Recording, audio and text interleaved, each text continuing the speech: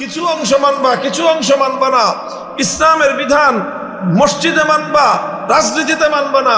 ইসলামের বিধান ব্যক্তিগত জীবনে মানবা, পরিবার জীবনে মানবা না।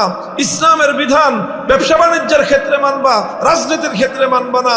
আল্লাহর কোরআন বলেছে, যারা এই ধরনের ইসলামের বিধানের মধ্যে বিভক্তি টানবে, যারা ইসলামের বিধানের মধ্যখান দিয়ে বিভেদের দেয়াল টানবে, দুনিয়াতে তাদের শাস্তি হবে। আগামীর বাংলাদেশ হবে ইসলামের বাংলাদেশ, এবারের বাংলাদেশ হবে খেলাফতের বাংলাদেশ। বলি ৭২-এর সংবিধান ৭১-এর মুক্তিযুদ্ধের চেতনাকে গলা টিপে হত্যা করার নামান্তর। ৭২-এর সংবিধান বাংলাদেশকে ভারত মাতার চরণতলে বলি দেওয়ার সংবিধান। ৭২-এর সংবিধান মুক্তিযুদ্ধের চেতনা বিরোধী সংবিধান। ৭২-এর সংবিধান বাংলাদেশের মানুষের হাজার বছরের ইচ্ছা এবং অভিপ্রায়কে গলা টিপে হত্যা করার সংবিধান। ونفعنا وإياكم بالآيات والذكر الحكيم. اللهم صل على محمد وعلى آل محمد كما صليت على إبراهيم وعلى آل إبراهيم إنك حميد مجيد. اللهم بارك على محمد وعلى آل محمد كما باركت على إبراهيم وعلى آل إبراهيم إنك حميد مجيد.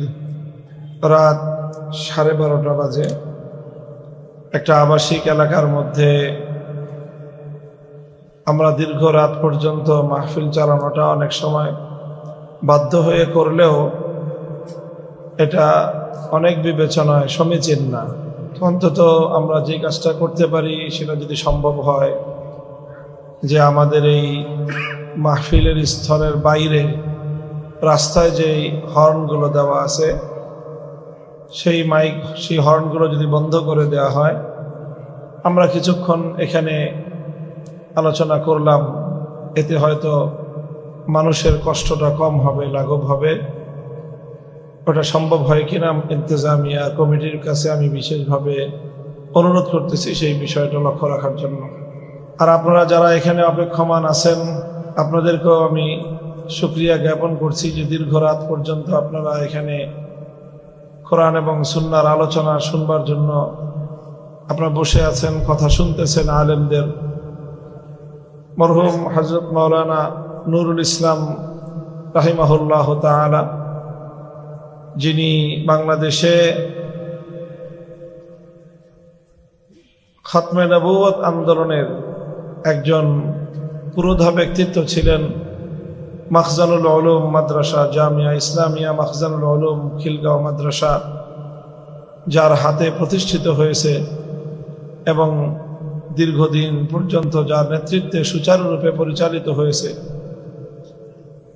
তিনি আজ নেই। আমি সর্বশেষ আমরা যখন কারাগারে বন্দী হই তখন হুজুর হায়াতে ছিলেন, জীবদ্দশায় ছিলেন।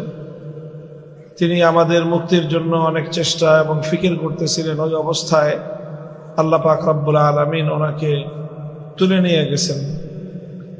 তো কাজেই আমার মুক্তির পরে মাখজানুল উলুম মাদ্রাসার এটা প্রথম মাহফিল, সেই হিসাবে এখানে আমার আগমন।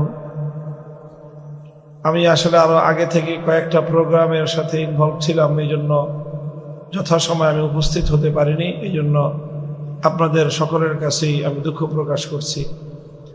মোহতারাম হাজিরিন, অন্য কথা বেশি দীর্ঘায়িত না করে যে আয়াতটুকু আমি তেলাওয়াত করেছি আপনাদের সম্মুখে, এই আয়াতকে সামনে রেখে একটা গুরুত্বপূর্ণ বিষয়ে আমি আপনাদের দৃষ্টি আকর্ষণ করতে চাই। এটা ঢাকার একটা গুরুত্বপূর্ণ এলাকা খিলগাঁও। এখানে সচেতন নাগরিকদের বসবাস,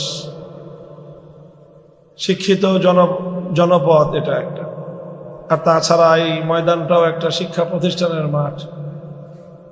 সব মিলায়ে একটা গুরুত্বপূর্ণ জলসা এটা, এবং সমাজের খুব গুরুত্বপূর্ণ কিছু মানুষ এখানে আমাদের আলোচনা শুনছেন। আমি কোরআনে পাকের সূরাতুল হজের 41 নম্বর আয়াত তেলাওয়াত করেছি। আয়াতের মধ্যে আল্লাহ পাক রব্বুল আলামিন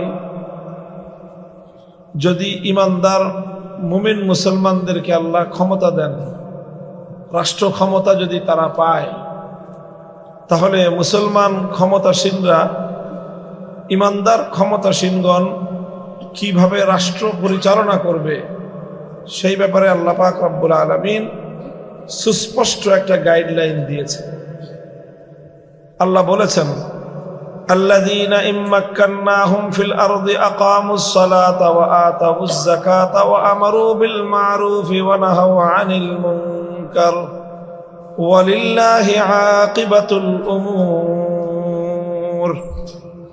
আল্লাহ বলেন যে মুমিন ইমানদার তো তারা যাদেরকে আমি আল্লাহ যদি জমিনে রাষ্ট্র ক্ষমতা দান করি তাহলে তারা কয়েকটি কাজ করবে।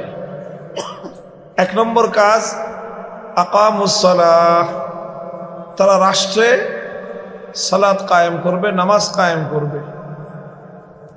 যদি ক্ষমতা পায় মুমিনরা, মুমিনদের প্রথম কাজ হলো ক্ষমতা ব্যবহার করে ক্ষমতার সদ্ব্যবহার করবে তারা, সেটা হলো সমাজে এবং রাষ্ট্রে তারা ব্যাপকভাবে নামাজ কায়েম করবে। 2 নম্বর কর্মসূচি হবে তাদের ওয়া আতাউয যাকাত, তারা যাকাত ব্যবস্থা প্রতিষ্ঠিত করবে সমাজের মধ্যে, রাষ্ট্রের মধ্যে।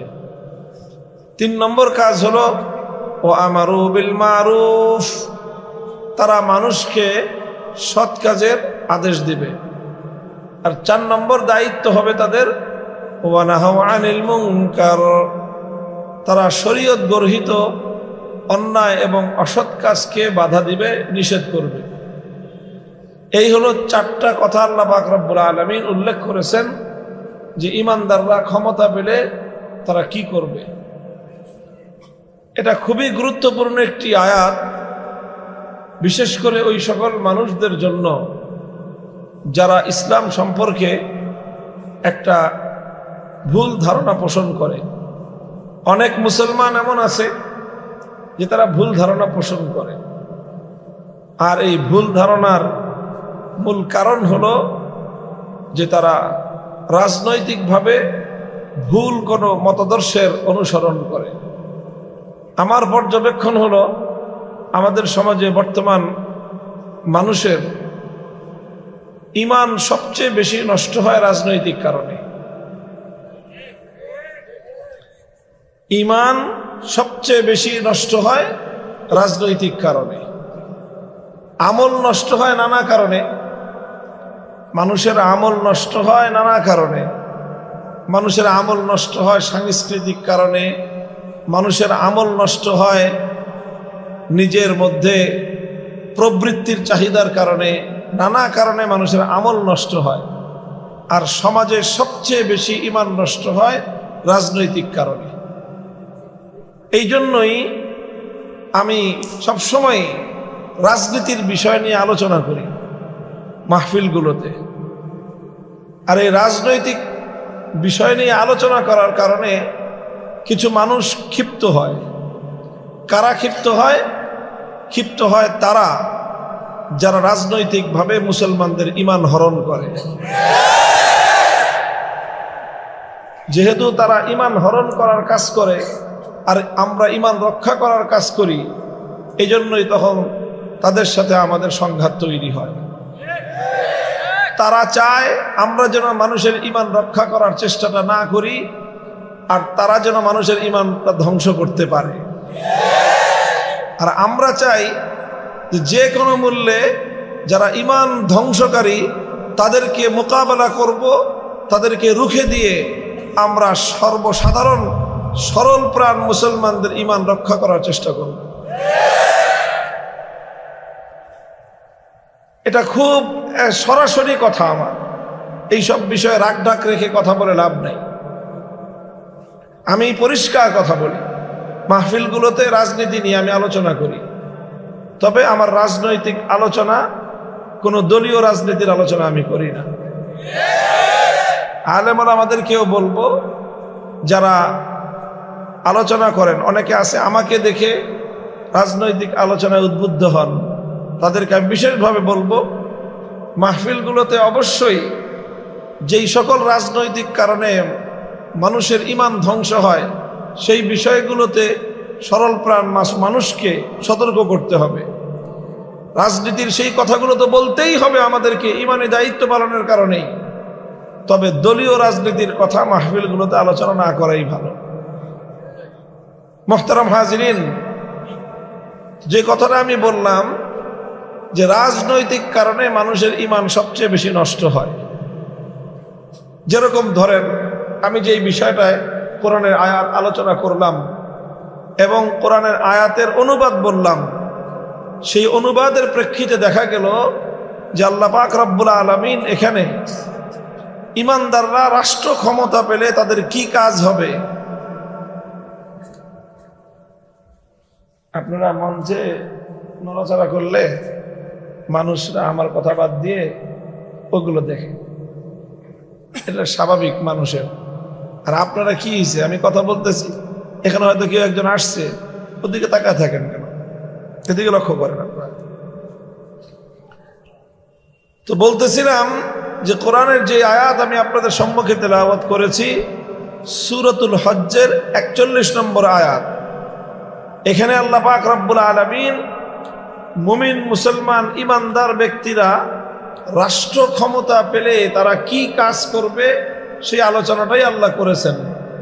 সুনির্দিষ্টভাবে আল্লাহ 4টা কথা উল্লেখ করেছেন: নামাজ কায়েম করা, যাকাতের বিধান বাস্তবায়ন করা, সৎ কাজের আদেশ দেওয়া, শরীয়ত বিরোধী কাজে নিষেধাজ্ঞা আরোপ করা। এই 4টা কাজ হবে রাষ্ট্র ক্ষমতাপ্রাপ্ত ব্যক্তি ঈমানদারদের সর্বপ্রথম কাজ। আচ্ছা, এবার আপনারা আমার প্রশ্নের জবাব দেন, নামাজ কায়েম করা এটা কি কোনো ধর্মীয় কাজ মনে হয় আপনাদের কাছে? অবশ্যই ধর্মীয় কাজ। এটার সঙ্গে ইসলামের সম্পর্ক আছে না নাই? যাকাতের বিধান বাস্তবায়ন করা, এটার সঙ্গে ইসলামের সম্পর্ক আছে না নাই? তাহলে রাষ্ট্র ক্ষমতা প্রয়োগ করে নামাজ কায়েম করতে হবে এবং যাকাতের বিধান বাস্তবায়ন করতে হবে বলে আল্লাহর কোরআন ঘোষণা দিল। সুতরাং রাষ্ট্রের সাথে ধর্মের সম্পর্ক আছে না নাই? ইসলাম অনুযায়ী রাষ্ট্র ব্যবস্থা কোনোদিনও ধর্মের বাইরে যেতে পারে না, ইসলামের বাইরে যেতে পারে না। তাহলে ইসলাম এটা হলো একটা পূর্ণাঙ্গ জীবন ব্যবস্থা। এখানে মানুষের ব্যক্তিগত জীবনের বিধিনিষেধ রয়েছে, আইন কানুন রয়েছে, মানুষের পরিবার জীবনের দিক নির্দেশনা রয়েছে, মানুষের অর্থনৈতিক জীবন, ব্যবসায়িক জীবন, তার প্রফেশনাল জীবন, কর্মজীবন, সব বিষয়ে যেরকম গাইডলাইন রয়েছে, ঠিক একইভাবে কিভাবে রাষ্ট্র চলবে, কিভাবে রাজনীতি করতে হবে, সেই বিষয়েও ইসলাম পরিপূর্ণ দিক নির্দেশনা দিয়েছে। এই কারণেই রাষ্ট্র এবং রাজনীতি কোনোদিনই ইসলাম থেকে বিচ্ছিন্ন হতে পারে না। প্রত্যেকটা পার্ট হলো ইসলামের এক একটা অঙ্গ, ইসলামের এক একটা অংশ। কাজেই জীবনের কোনো একটা পার্টকে যদি কেউ ধর্ম থেকে, ইসলাম থেকে আলাদা করতে চায়, তাহলে সে ইসলামের অঙ্গহানি করলো। কেউ যদি বলে যে মানুষের ব্যক্তিগত জীবন ইসলাম অনুযায়ী চলতে পারে না, সে যেরকম ইসলামের একটা অঙ্গ হানি করলো। কেউ যদি বলে যে পরিবারের পরিচালনার ক্ষেত্রে ইসলাম অনুযায়ী নির্দেশনা পালন করা যাবে না, সে যেরকম ইসলামের একটা অঙ্গ হানি করলো। কেউ যদি বলে রাষ্ট্র এবং রাজনীতিতে ইসলামকে জড়ানো যাবে না, সেও ইসলামের অঙ্গহানি করল। মুহতারাম হাজিরিন, আমার এতক্ষণের আলোচনার সার কথা হলো যে ইসলাম অনুযায়ী যদি মুসলমানরা রাষ্ট্র ক্ষমতা পায়, তাহলে সেই রাষ্ট্র ক্ষমতা কোনোভাবেই ইসলামের বাইরে যেতে পারে না। এই কারণেই আমরা বলি, ইসলামকে যদি কেউ বুঝে থাকে, যদি কেউ ইসলামের আদর্শকে বুঝে থাকে, কেউ যদি ইসলামের জীবন ব্যবস্থার পূর্ণাঙ্গতাকে বিশ্বাস করে থাকে, সে আর কিছু হলেও অন্তত রাজনৈতিক ক্ষেত্রে ধর্মনিরপেক্ষ হতে পারে না। তার পক্ষে সেকুলার হওয়া সম্ভবই না। বলবেন কেন সম্ভব না?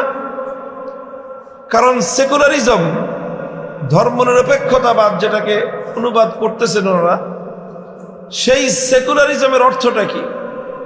সেকুলারিজমের বিভিন্ন ব্যাখ্যা আছে, কিন্তু সেকুলারিজমকে মূল যেই ব্যাখ্যায় উপস্থাপন করা হয় সেটা হলো এই যে রাষ্ট্রের সাথে ধর্মের কোনো সম্পর্ক থাকতে পারবে না। রাষ্ট্রের সাথে ধর্মের কোনো সম্পর্ক থাকতে পারবে না। রাষ্ট্র চলবে রাষ্ট্রের মতো, ধর্ম চলবে ধর্মের মতো। রাষ্ট্র ব্যবস্থার সঙ্গে ধর্মের বিধিবিধানের কোনো সম্পর্ক থাকতে পারবে না। ধর্মের আলোকে রাষ্ট্র চালানো যাবে না। এটাই হলো সেকুলারিজমের মূল কথা। এখন বলেন, ইসলাম বলতেছে রাষ্ট্র কোনোভাবেই ধর্মের বাইরে যেতে পারবে না। সেকুলারিজম বলতেছে রাষ্ট্র কোনোদিন ধর্মের সঙ্গে সম্পৃক্ত হতে পারবে না। তাহলে একজন মানুষ একই সাথে ইসলাম এবং সেকুলারিজমের আদর্শ অনুসরণ করতে পারবে? কোশ্চেন কালেও পারবে না। কারণ এই দুটো মতাদর্শ সম্পূর্ণ সাংঘর্ষিক এবং বিরোধপূর্ণ। একই সঙ্গে যেরকম একজন মানুষকে যদি বলা হয়, একজন বলল তুমি ঘরের ভিতরে থাকো, আরেকজন বলল তুমি ঘরের বাইরে থাকো, তো ঘরের ভিতরে থাকা আর ঘরের বাইরে থাকা একসঙ্গে দুটো নির্দেশ একজন মানুষের পক্ষে বাস্তবায়ন করা সম্ভব? সম্ভব না। একই সঙ্গে যেরকম ঘরের ভিতরে এবং ঘরের বাইরে থাকা সম্ভব না, ঠিক একইভাবে একই সঙ্গে রাষ্ট্রকে ধর্ম থেকে বিচ্ছিন্ন করা আবার রাষ্ট্রকে ধর্ম অনুযায়ী পরিচালনা করা, এই দুটো একসঙ্গে পালন করা সম্ভব নয়। এই জন্য অন্যান্য ধর্মাবলম্বীদের জন্য সেকুলারিজম তথা ধর্মনিরপেক্ষ মতবাদ কোনো সমস্যার কিছু না। এই জন্য অন্যান্য ধর্মাবলম্বীরা সেকুলার হতে পারে, ধর্মনিরপেক্ষ হতে পারে। একজন হিন্দু খুব সহজেই সে ধর্মনিরপেক্ষ হতে পারে। একজন খ্রিস্টান সে খুব সহজেই ধর্মনিরপেক্ষ হতে পারে, সেকুলার হতে পারে। একজন বৌদ্ধ সেও সেকুলার হতে পারে, তার কোনো সমস্যা নেই। কেন সমস্যা নেই? কারণ সে যদি সেকুলার হয় তাকে তার ধর্মের বিরুদ্ধাচরণ করতে হয় না। একজন হিন্দুকে সেকুলার হতে হলে তার ধর্মের নির্দেশ অমান্য করতে হয় না। একজন বৌদ্ধ সেকুলার হতে চাইলে ধর্মের নির্দেশ অমান্য করতে হয় না। একজন খ্রিস্টান সেকুলার হতে চাইলে, ধর্মনিরপেক্ষ হতে চাইলে তাকে তার ধর্মের কোনো নির্দেশ অমান্য করতে হয় না। কেন হয় না? কারণ হিন্দু, বৌদ্ধ, খ্রিস্টান কোনো ধর্মই, অন্য কোনো ধর্মই তার ধর্মাবলম্বীকে এই কথা বলে নাই যে তোমার রাষ্ট্রকে তুমি ধর্ম অনুযায়ী চালাও। এই নির্দেশ হিন্দু ধর্মেও নাই, বৌদ্ধ ধর্মেও নাই, খ্রিস্ট ধর্মেও নাই। এই জন্য অন্যান্য ধর্মাবলম্বীরা চাইলে ধর্মনিরপেক্ষ হতে পারে। সে ধর্মনিরপেক্ষও হতে পারে, তার ধর্মও ঠিক থাকে, কারণ তার ধর্মের মধ্যে রাষ্ট্রকে ধর্ম অনুযায়ী পরিচালনা করবার কোনো বিধান নাই। এই জন্য একজন হিন্দু যদি ধর্মনিরপেক্ষ হয় কোনো সমস্যা নাই। সে ধর্মনিরপেক্ষ আদর্শ মানতে পারলো, আবার হিন্দুও থাকতে পারলো। সে রাষ্ট্রকে ধর্ম থেকে আলাদা রাখতে পারলো, এই কারণ ধর্মনিরপেক্ষ হলো। আর হিন্দু ধর্মের কোনো বিধান লঙ্ঘন হলো না, এই জন্য সে হিন্দুও থাকতে পারলো। একই কথা বৌদ্ধের ক্ষেত্রে, একই কথা একজন খ্রিস্টানের ক্ষেত্রে। এই জন্য অন্যান্য ধর্মাবলম্বীরা, হিন্দু, বৌদ্ধ, ইহুদি, খ্রিস্টান সবাই ধর্মনিরপেক্ষ হতে পারে, কিন্তু মুসলমান কোনোদিন সেকুলার ধর্মনিরপেক্ষ হতে পারে না। কারণ মুসলমান যখনই ধর্মনিরপেক্ষ অথবা সে সেকুলার হতে চাইবে, তখন তাকে যে কোনো একটা নির্দেশ পালন করতে হবে এবং আরেকটা নির্দেশ তাকে অমান্য করতে হবে। যদি সে সেকুলারিজমের আদর্শ ধারণ করে, সেকুলার আদর্শ যদি পালন করে, ইসলামের আদর্শ বর্জন করতে হবে। ইসলামের আদর্শ যদি পালন করে, সেকুলার আদর্শ বর্জন করতে হবে। মোহতারাম হাজিরিন, এখন কেউ প্রশ্ন করতে পারেন যে এই যে আমাদের দেশে এত ধর্মনিরপেক্ষ মানুষ, সব দিয়ে মুসলমান। আমাদের দেশে যারা ধর্মনিরপেক্ষ রাজনীতি করে, এরা তো সব মুসলমান, তো এদের তো ইসলামও আছে আবার সেকুলারিজমও আছে। তো আপনি যে বলেছেন থাকতে পারে না, এই যে আছে, কথা তো হলো এই জায়গায় আছে তো সেকুলার, কিন্তু ইমান কতটুকু আছে? আছে তো সেকুলার, তারা তো দাবি করে যে তারা সেকুলার, তারা তো দাবি করে তারা ধর্মনিরপেক্ষ, তারা মুসলমান কতটুকু আছে এটাই তো প্রশ্নের বিষয়। আর এই জন্য আমি বলেছিলাম যে এই রাজনৈতিক কারণেই মুসলমানদের সবচেয়ে বেশি ইমান ধ্বংস হয়। এই এক আওয়ামী লীগ কত মানুষের ইমান হরণ করেছে হিসাব আল্লাহই জানে। আল্লাহ পাক এদেরকে হেদায়েত নসিব করেন। নিজেদের ইমান তো নিজেরা খাইছেই, কোটি কোটি মানুষের ইমান ধ্বংস করেছে। যত মানুষ এই আওয়ামী লীগের রাজনৈতিক দর্শনকে মেনে নিয়েছে কারো ইমান নাই। তাহলে আর কেউ প্রশ্ন করবে, তাহলে কি হুজুর আপনি কি বলতে চান যে আওয়ামী লীগ যারা করে সব কাফের বেঈমান? বলতে চাই না, তবে যে কোনো একটা অবশ্যই বলতে হবে। যারা নিজেদেরকে রাজনৈতিক মতাদর্শ হিসাবে নিজেদেরকে সেকুলার বলে যারা দাবি করে, তাদের ব্যাপারে দুইটা মন্তব্যের বাইরে তৃতীয় মন্তব্য করার সুযোগ নাই। কয়টা মন্তব্য করা যাবে? তৃতীয় মন্তব্য করার সুযোগ। প্রথম মন্তব্য হলো, যদি সেকুলারিজমকে সে বুঝে শুনে করে থাকে তাহলে তার ঈমান নাই, স্পষ্ট কথা। তাহলে প্রথম মন্তব্য হলো যারা সেকুলার তারা বেঈমান, যদি বুঝে শুনে সেকুলারিজম করে থাকে। দ্বিতীয় কথা হলো, আর যদি সেকুলারিজমকে না বুঝে শুনে করে থাকে, ঈমান আছে কিন্তু তারা গণ্ডমূর্খ। যারা সেকুলারিজমের রাজনীতি করে তারা হয় বেঈমান না হয় মূর্খ। তিন নম্বর মন্তব্য করার সুযোগ নাই। চ্যালেঞ্জ করলাম আমি। কিভাবে বলবেন আপনি? বলতে হবে হয় সেকুলারিজম বুঝে নাই, না বুঝে জোর করে একটা গলত পলত একটা ভুলভাল বুঝ দিয়ে সেকুলারিজমের রাজনীতি করতেছে, আবার নিজেদেরকে মুসলমান বলে পরিচয় দিচ্ছে। হয় বলতে হবে যে সে গণ্ড মূর্খ, আর না হয় বলতে হবে সে বেঈমান। মুহতারাম হাজিরিন, বিষয়টা খুব জটিল বিষয়, ঈমানের সঙ্গে সম্পৃক্ত বিষয়। আফাতুমিনুনা বিবাযিল কিতাবি ওয়া তাকফুরুনা বিবাযিন ফামা জাযাউ মান ইয়াফআলু যালিকা মিনকুম ইল্লা খিzyun ফিল হায়াতিদ দুনিয়া ওয়া ইয়াউমাল কিয়ামাতি ইউরাদ্দুনা ইলা আশাদ্দিল আযাব। আল্লাহ বলেছেন যে আল্লাহর কিতাব অংশ মানবা, কিছু অংশ মানবা, কিছু অংশ মানবা না। ইসলামের বিধান কিছু অংশ মানবা, কিছু অংশ মানবা না। ইসলামের বিধান মসজিদে মানবা, রাজনীতিতে মানবা না। ইসলামের বিধান ব্যক্তিগত জীবনে মানবা, পরিবার জীবনে মানবা না। ইসলামের বিধান ব্যবসা বাণিজ্যের ক্ষেত্রে মানবা, রাজনীতির ক্ষেত্রে মানবা না। আল্লাহর কোরআন বলেছে, যারা এই ধরনের ইসলামের বিধানের মধ্যে বিভক্তি টানবে, যারা ইসলামের বিধানের মধ্যখান দিয়ে বিভেদের দেয়াল টানবে, দুনিয়াতে তাদের শাস্তি হলো লাঞ্ছনা, পরকালে চিরস্থায়ী জাহান্নামের আযাব।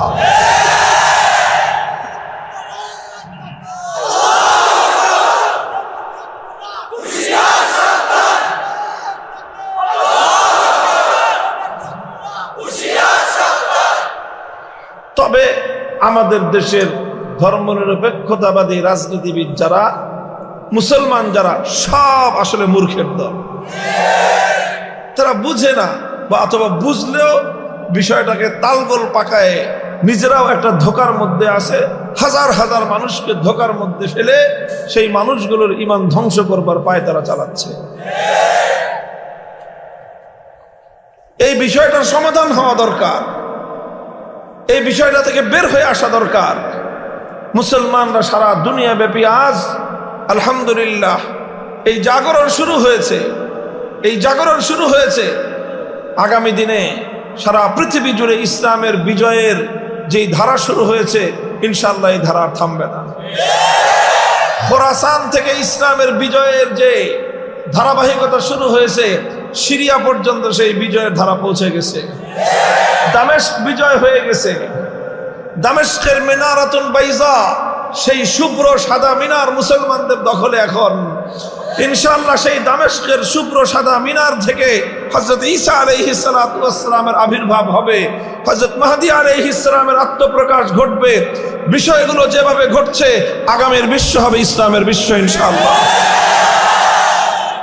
কাজে এই সময়টায় বড় প্রয়োজন আমরা যারা বাংলাদেশে আছি, ধর্মপ্রাণ মুসলমানদের বাংলাদেশ, 90% মুসলমানদের বাংলাদেশ, এই বাংলাদেশটা ঐতিহাসিক কারণে ঐতিহাসিকভাবেই ন্যায্য এবং ইনসাফের ভিত্তিতে, যে কোনো ইনসাফ বলেন, ধর্মের ভিত্তিতে বলেন, ঐতিহাসিক দৃষ্টিকোণ থেকে বলেন, রাজনৈতিক দৃষ্টিকোণ থেকে বলেন, বাংলাদেশ ইসলামের জন্য নির্ধারিত ভূখণ্ড।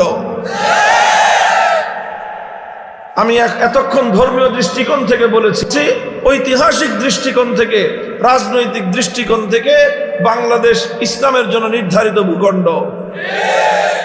1757 সাল থেকে 1947 সাল 190 বছর পর্যন্ত ব্রিটিশদের বিরুদ্ধে আজাদির সংগ্রাম হয়েছে, মুক্তির সংগ্রাম হয়েছে, লড়াই হয়েছে। ইতিহাস পড়েন, সেই লড়াই এবং মুক্তির সংগ্রামে বালাকোটের রণাঙ্গন, শামেলির রণাঙ্গন, ঐতিহাসিক দুটি মুক্তিযুদ্ধ হয়েছে।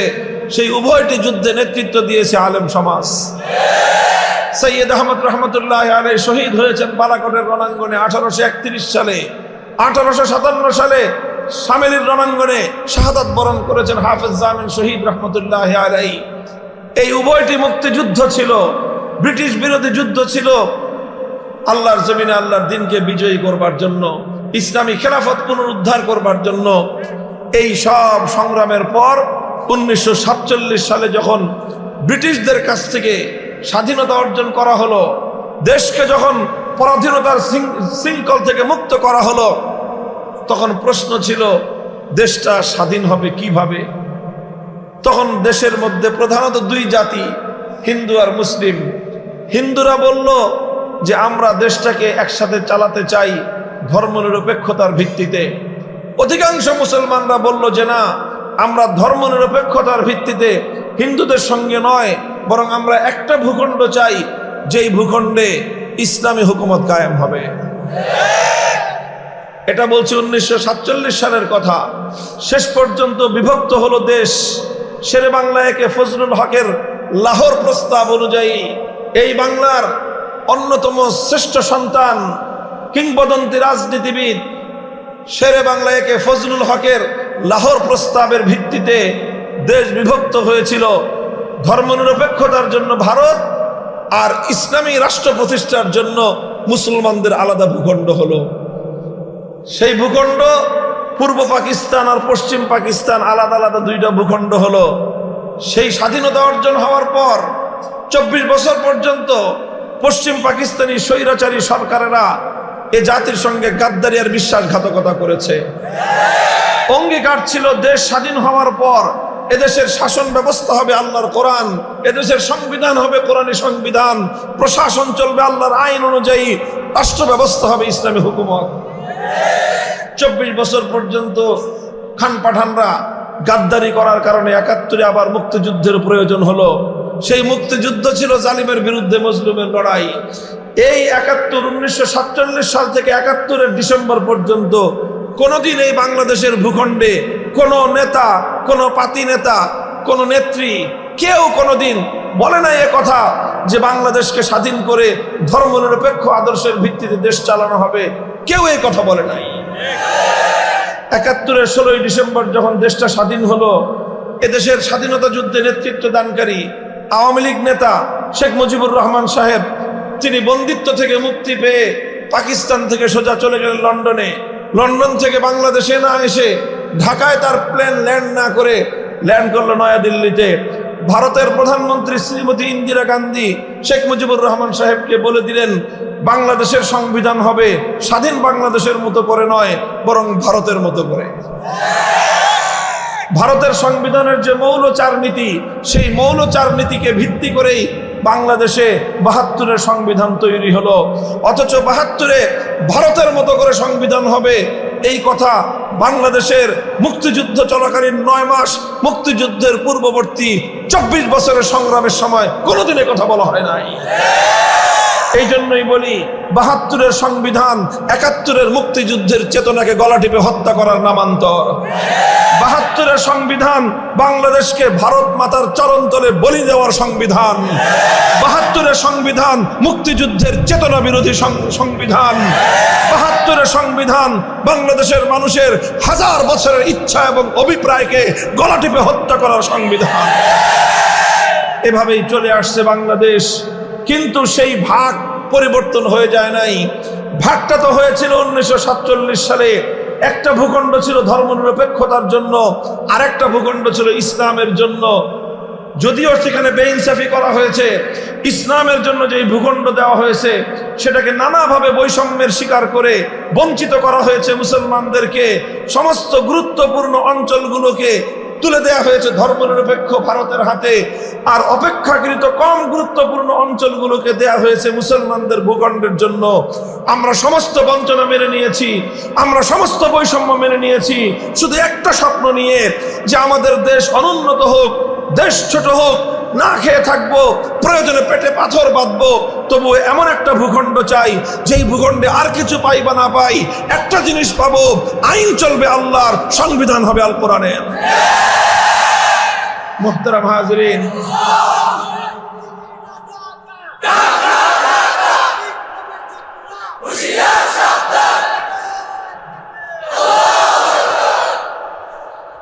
মুহতারাম হাজিরিন, এই জন্য আমি বলছিলাম যে ঐতিহাসিক কারণেই ভাগ যখন হলো, একটা ভাগ ধর্মনিরপেক্ষতার জন্য, আরেকটা ভাগ ইসলামের জন্য। সুতরাং এখন যদি কারো ইসলাম পছন্দ না হয়, ধর্মনিরপেক্ষতা পছন্দ হয়, বিশাল সীমান্ত খোলা আছে, ধর্মনিরপেক্ষ দেশে চলে যাও। তোমার নেত্রী যেভাবে গেছে তুমিও যাও, সব চলে যাও। আর যদি এদেশে থাকতে হয় ভাগ বটোয়ারা অনুযায়ী ইসলাম মেনে থাকো। মুহতারাম হাজিরিন, কাজেই ধর্মীয় দৃষ্টিকোণ থেকেও এদেশে ধর্মনিরপেক্ষতা চলতে পারে না, ঐতিহাসিক ভাবেও এদেশে ধর্মনিরপেক্ষতা চলতে পারে না। রাজনৈতিক বিভক্তির মাধ্যমে রাজনৈতিক যে বন্দোবস্ত, রাজনৈতিক যে দেশ বিভাগ, সেই আলোকেও এদেশে ধর্মনিরপেক্ষতা মতবাদ চলতে পারে না।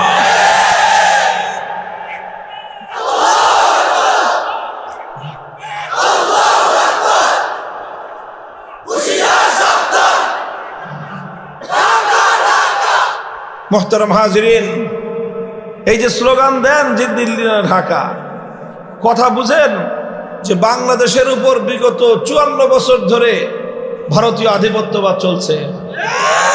এই কথা আগে শুধু আমরা হুজুররা বলতাম। যখন বাংলাদেশের এই আগরতলার বাংলাদেশের উপ হাই কমিশনে আক্রমণ হলো, আমার বাংলার লাল পতাকার স্বাধীন এই পতাকা অগ্নিসংযোগ করা হলো, তখন গিয়ে আমাদের দেশের রাজনীতিবিদদের কানে দিয়ে পানি ঢুকলো।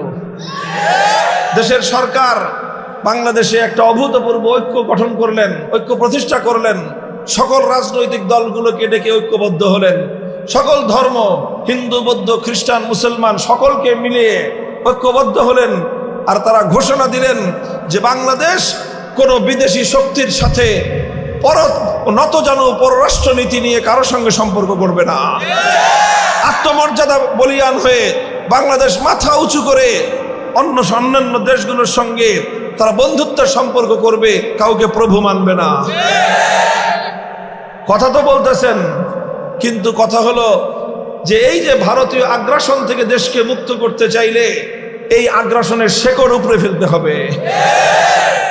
গাছের গোড়ায় পানি ঢেলে শুধু ডাল ছাটলে গাছ মরে না, এবং সেই গাছের বিষক্রিয়া থেকে মানুষ মুক্তি পেতে পারে না। এই ভিনদেশী আগ্রাসন থেকে বাংলাদেশকে যদি মুক্ত করতে চাও, ভারতীয় আগ্রাসনের মূল শেকড় হলো ৭২-এ ভারতীয় যেই চেতনা বাংলাদেশে রপ্তানি করেছিল ইন্দিরা গান্ধীর নেতৃত্বে, সেই শেকড় উপরে ফেলতে হবে। সংবিধান সংস্কার হচ্ছে, এই সংস্কারে আমাদের স্পষ্ট কথা, আমরা আশা করছি যে বাংলাদেশের এই ধর্মনিরপেক্ষ মতবাদ, এই দিল্লি থেকে পাচারকৃত ধর্মনিরপেক্ষ মতবাদ আবার দিল্লির কাছে ফেরত দিয়ে দেওয়া হবে। দিল্লির সেবা দাসীকে যেরকম ফেরত দিয়ে দিছি, ঠিক এরকম দিল্লির পচামাল এটা সব দিল্লিতে চলে যাবে। সেই সঙ্গে আরেকটা জিনিস আমরা স্পষ্ট ভাষায় দাবি তুলতে চাই, হয়তোবা এখনই পূর্ণাঙ্গ ইসলামী রাষ্ট্র বা ইসলামী হুকুমত গঠনের এই মুহূর্তেই ঘোষণা দেওয়ার প্রেক্ষাপট তৈরি হয় নাই, তবে অবশ্যই এই প্রেক্ষাপট বাংলাদেশে এখন তৈরি হয়েছে। সেটা হলো সংবিধানে একটা ধারা সংযুক্ত করতে হবে। সেই ধারাটা হলো অন্তত কোরআন সুন্নাহ এবং ইসলাম বিরোধী কোনো নীতি, কোনো আদর্শ, কোনো বিধিমালা এবং কোনো আইন বাংলাদেশে চলতে পারবে না। এটুকু যদি হয়, তাও বাংলাদেশের মুসলমানরা দ্বীন এবং ঈমান নিয়ে রাষ্ট্র এবং রাজনৈতিক বন্দোবস্তের মধ্যে থাকতে পারবে। আল্লাহ পাক আমাদেরকে বুঝবার তৌফিক দান করেন। ইনশাআল্লাহ বাংলাদেশ এখন প্রস্তুত একটা বিপ্লবের জন্য। এ মাটি এখন উর্বর। এই বাংলাদেশ অনেক অভ্যুত্থান দেখেছে, অনেক আন্দোলন দেখেছে, অনেক বিপ্লব দেখেছে, অনেক রূপ রং দেখেছে। বাংলাদেশ সোনার বাংলাদেশ দেখেছে, নতুন বাংলাদেশ দেখেছে, সবুজ বাংলাদেশ দেখেছে, ডিজিটাল বাংলাদেশ দেখেছে, স্মার্ট বাংলাদেশ দেখেছে। দেখার বাকি আছে শুধু ইসলামের বাংলাদেশ। আগামীর বাংলাদেশ হবে ইসলামের বাংলাদেশ। এবারের বাংলাদেশ হবে খেলাফতের বাংলাদেশ। ইনশাআল্লাহ প্রস্তুতি গ্রহণ করেন। কথা বলেন ঠিক না বেঠিক? এদেশের ইয়াং জেনারেশন যদি তৈরি হয়, রুখে দেওয়ার সাধ্য কারো হবে না ইনশাআল্লাহ। আগস্ট বিপ্লবের সময় আমাদের সন্তানেরা যেভাবে, দামাল সন্তানেরা যেভাবে ফ্যাসিবাদ থেকে জাতিকে মুক্ত করবার জন্য সাহসিকতার সঙ্গে ময়দানে নেমেছে, 2000 তাজা প্রাণ যখন গিয়েছে, 16 বছরের জগদ্দল পাথর ভিনদেশি কৃতদাসী ফ্যাসিবাদ উৎখাত হয়ে গেছে। এভাবেই যদি আবার আমরা রক্ত দেওয়ার জন্য প্রস্তুত হই, ইসলামকে ভালোবাসি, আল্লাহর কোরআনকে ভালোবাসি, আল্লাহর দ্বীনকে ভালোবেসে আমার জন্মভূমি, আমার মাতৃভূমিতে পূর্ণাঙ্গ আল্লাহর দ্বীনকে জিন্দা করবার, দ্বীনকে বিজয়ী করবার অভিপ্রায় নিয়ে বিপ্লবের জন্য যদি আমরা মাঠে নামি, ইনশাআল্লাহ খেলাফতের বাংলাদেশ হবে বাংলাদেশের চূড়ান্ত। আল্লাহ পাক রব্বুল আলামিন আমাদের সকলকে তৌফিক দান করুন। প্রস্তুত আছেন তো ইনশাআল্লাহ? ঘাম ঝরাতে হবে, ঘাম হাত নামান। প্রথমে ঘাম ঝরানো পরিশ্রম করতে হবে, রাজি আছেন? এরপরে চোখের অশ্রু দিয়ে আল্লাহর কাছে সাহায্য কামনা করতে হবে, করবেন? ঘাম আর অশ্রুর বিনিময়ে যখন, ঘাম আর অশ্রু দিয়ে যখন এই জমিন বিপ্লবের জন্য উর্বর হবে, তখন এই জমিনে শাহাদাতের রক্ত দিয়ে বিপ্লব আনতে হবে। তখন কিছু মানুষ শহীদ ঈদগাহে জমায়েত হতে হবে আল্লাহর দ্বীনের জন্য, কোরআনে হুকুমতের জন্য। সেই শহীদ ঈদগাহে কারা জমায়েত হবেন? আল্লাহ কবুল করেন। এটা শুধু কথার কথা না শপথ? অঙ্গীকার। অঙ্গীকার কার সাথে? আল্লাহ দেখতেছেন, আল্লাহ শুনতেছেন। আল্লাহ কবুল করেন ইনশাআল্লাহ।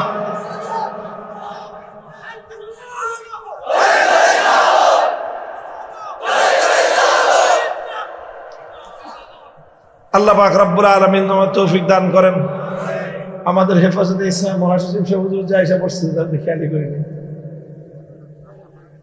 হুজুর দোয়া করেন না। আমার কথা শেষ, আলহামদুলিল্লাহ। আপনারা বসেন, কেউ উঠবেন না।